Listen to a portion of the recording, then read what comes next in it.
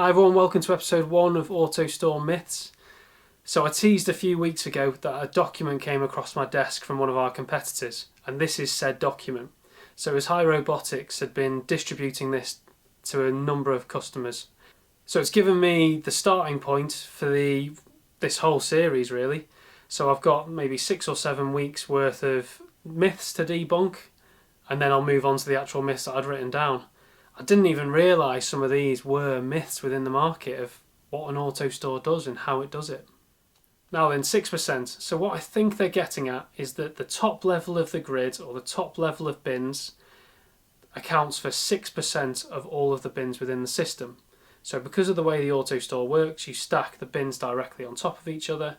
If you stack 16 high, then 6% are accessible or open to the air. So if you take a look at this image here, this shows the time it takes to dig down to the various layers within an AutoStore. So as you can see, the top level is instantly accessible basically. So it would take 2 seconds for a robot to collect the bin and take it to the port. As you go down, it obviously takes a little bit longer, but within 30 seconds you can get 25% of all bins to any picker. So 25% of SKUs are accessible within 30 seconds.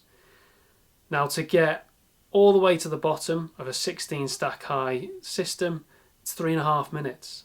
So any bin to any picker within 3.5 minutes is still very, very accessible. So that's it for this week on product accessibility. As I say, 6% is extremely misleading because it's just the SKUs that are open to the air. It's not how accessible all of the SKUs are.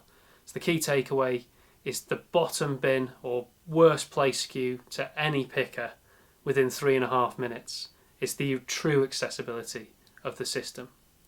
And that is only if you had a really, really urgent order. So next week we're going to move on to the changes in the ABC curve, so tune in then. Cheers!